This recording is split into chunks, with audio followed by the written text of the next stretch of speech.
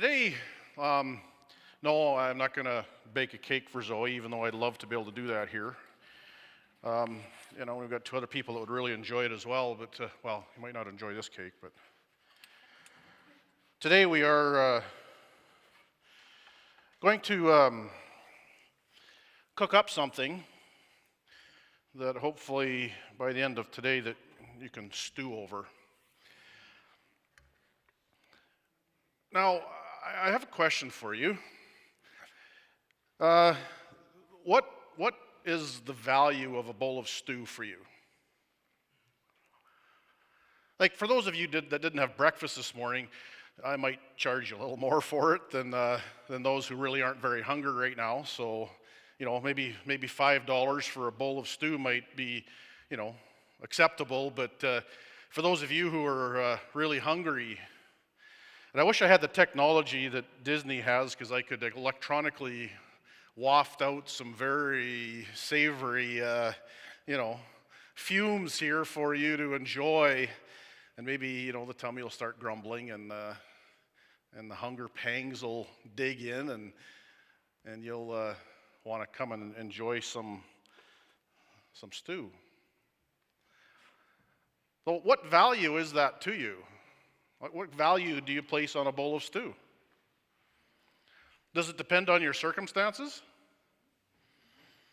If you hadn't eaten for a week and I've got this nice pot of stew simmering here and the fumes are wafting out over the audience, or as you're sitting there, you're probably going to want to pay quite a bit for a bowl of stew, aren't you?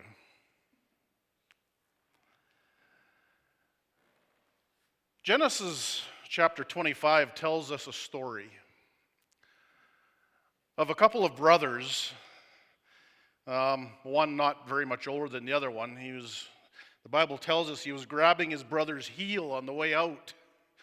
And so the brothers aren't very much different when it comes to age, a couple minutes maybe, or seconds, but the rest of their life is quite different in how they grew up, what they became as men. One we see is a hunter who enjoyed going out and looking for game, hunting game, and doing that kind of thing. And the other one kind of hung around home a little more. Him and his mom became really good friends, and Esau and his dad were really good friends. His dad really liked the stuff Esau brought home to cook up. One trip Esau had, and I would guess by the description in the Bible, even though it doesn't really go into a lot of detail about what Esau was out doing, I would say that he was gone for a considerable amount of time. Maybe this was a month-long hunting trip that he decided to embark on, and the success rate wasn't very good. I don't think he even found any locusts or honey or whatever food that might have been native to the land at the time, especially nothing with four legs running around, because when he staggered back into the home camp, he was, I'm not going to say a withered, skinny man, but he was obviously very hungry, because his brother Jacob was cooking a very wonderful pot of stew. The aroma was very enticing, extraordinarily enticing, as the story tells us, because Esau wanted some badly. And I guess our challenge for things we want badly lies in the fact of our desires. Most of us have grown up in church, maybe the Adventist church or connected with Christianity. And so we know what God offers us. At least the knowledge is there. Our practical experience may or may not be great in the area, but we know what God offers. And yet, there seems to come into our lives these times of hunger, where we've been out for an extended period of time searching, hunting, and finding nothing satisfying. So Esau stumbles into his home camp there and smells this stew and asks for some. Pretty desperate at this time for some food, and unfortunately, his brother, who kind of took advantage of this situation and saw an opportunity here, decided, because of the nature of the situation, that my typical $5 a bowl worth of stew all of a sudden became invaluable because of something I wanted to gain out of it. You, wanting, because you hadn't eaten for a month, are willing to pay now an incalculable amount of money for a bowl of stew. Now that's shame on both of us. Esau's, in Jacob's part, on his behalf, God had made some promises, and he hadn't seen them unfold yet. So now time had passed, and maybe some cynicism had started to build, and let's see, how are we going to get these promises fulfilled? What do I got to do? There's got to be something I need to do because they aren't where I want them to be. This isn't the situation, hasn't turned out like this. And so as all of these different parts of the story converge to where Esau walks into the aroma of delicious stew and, being almost starved to death, decides that stew is worth an awful lot. Matter of fact, it was worth the birthright that he owned, that was promised to him. It was a slam dunk guarantee birthright. He figured it was worth that. And shame on Jacob for kind of sticking that out there as, hey, look, yeah, sure, I got some stew. I can see you're hungry. What are you willing to pay for it? Maybe your birthright? In the back of his mind, he's thinking, well, God promised that scenario anyway, so let's try working it this way. And Esau, because of his desperate situation, at least, in his mind, it was absolutely desperate, decided that was worth giving up his birthright for. And this wasn't like you and I deciding to spend, well, I got $5,000 in my bank account, so okay, it'll deplete all my savings, but yeah, okay, I'll buy a bowl of stew for $5,000. This was his forever fund. This was more than just the financial well-being for the rest of Esau's life. This had spiritual implications as well. And he decided that it just wasn't valuable enough to him at the time because of his present situation, and he gave it up. So, there's obviously trouble here going on because he got too hungry. And, we can look at our lives and wonder about the things that impact us.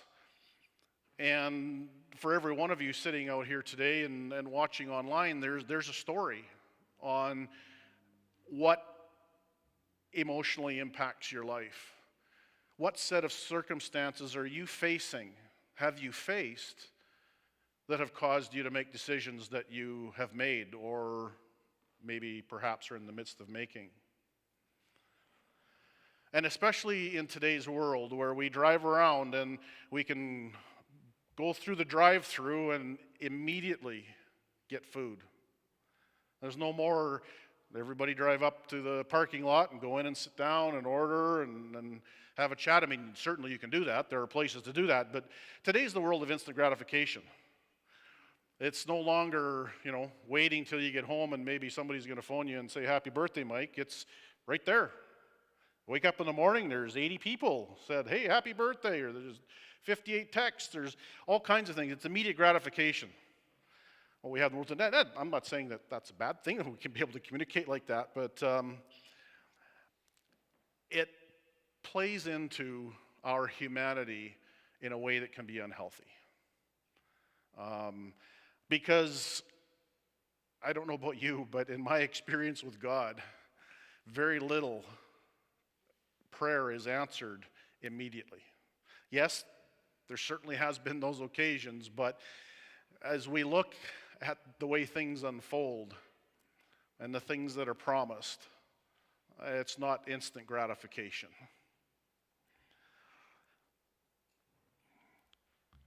In our hunger, in our desires, things can get blown out of proportion in a major way. And when we operate from the basis of emotional distress, it makes it tough. Now, when I say that, I'm not demeaning the fact that we have things that impact our life and that happen in our life. Certainly they do. And they can be significant things. So this is not about putting down Esau's desire for food and him giving up so much in order to get it. But maybe it's an opportunity for us to look at it in a perspective of longevity, long term, and that maybe those feelings we have right at the moment shouldn't be what drives decisions that we make. And yes, we can look back on some of those things in our life and, oh, yeah, surely should have done that differently. 2020 is wonderful.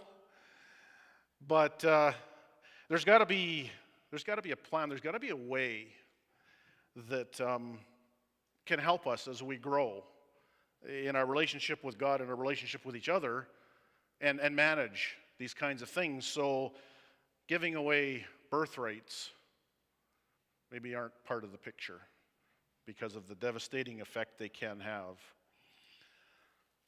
Esau's isn't the only story. We know of another one, the prodigal son. Same thing. Sick and tired of the way things were going at home, and man, I just want something better in life. And Dad, he didn't have to do that, and especially to the younger son. But I would say there was a lot of wisdom in this father because he took a chance. He took a chance that his son wouldn't come back. He took a chance that even though he'd sacrificed his life, that his son wouldn't recognize him, wouldn't remember him, would forget all of the wonderful things and memories at home and go out and live a life that had nothing to do with father or family.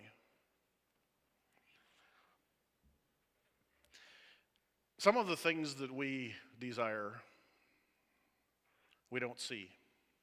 And that makes, again, it very tough in our humanity to stay the course. We don't see it. We don't see evidence of it. It's not now. My patience runs short. But really, what is this? What is this that's simmering here? How valuable is it? Isn't it just a bowl of stew? That's all it is. Yes, it can provide some short-term gratification, but that's all it is a bowl of stew. The Bible encourages us in Corinthians to fix our eyes on what is unseen, not what is seen.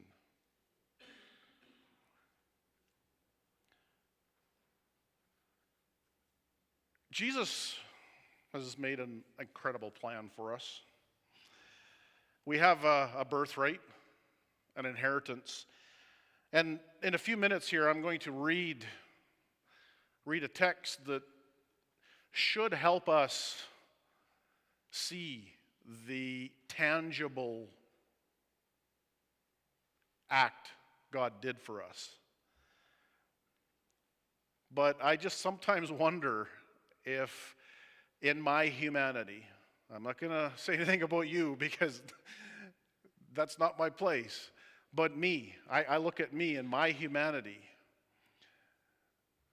and that guarantee, how strong do I believe that? What makes the difference in whether I grab onto that or whether I follow my own path? For every one of us, there is the temptation of this bowl of stew. And again, circumstances place the value, what that's worth. We can sell our peace by choosing to eat worrisome thoughts.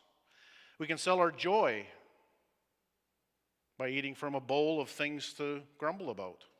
Boy, that's easy to do. We can sell our testimonies by indulging in our tempers. Esau chose a bowl of stew. Tried to restore what he gave away later. That didn't work out so well. I don't know how his life would have turned out if he hadn't done that. I know as they bump into each other later in life, they were both fairly well off. But I guess that's one of those stories that we'll never maybe know the outcome of until we get to heaven. You know, we aren't alone in how this story unfolds. Jesus was tempted. He was tempted with bulls in the desert for 40 days. But he never gave in. What I find amazing about that is, our perspective might be, well, he was God, of course, But in reality, there was only one thing that pulled him through that. There was only one thing that pulled him through the crucifixion. And that was complete and utter belief and trust in his Father. He never experienced any of this kind of thing before. This was, if you want to put it that way, scary to him. Just from, our human perspective.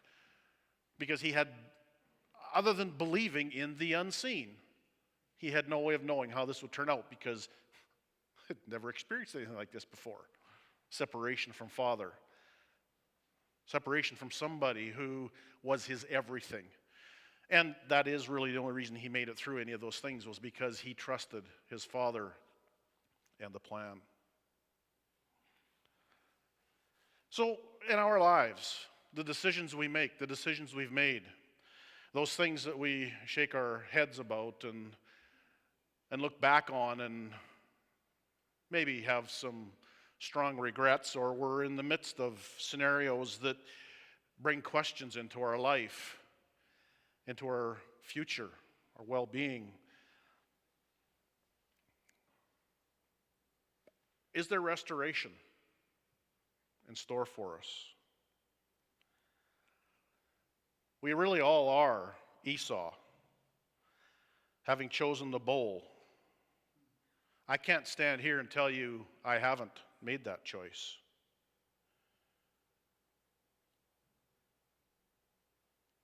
But we can choose Jesus and be restored.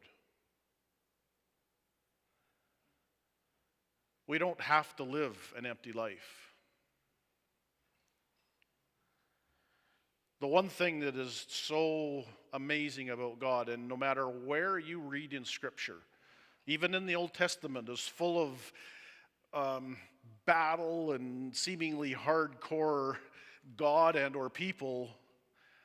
Every single time the outcome of those stories, the same theme weaved in through every single one of them is God's grace and God's calling these people back to his safety, his fold, his desire to have them healthy and restored.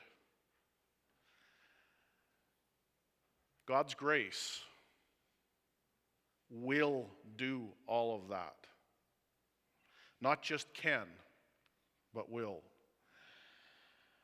I want to just finish off a couple verses later than what Chris read this morning.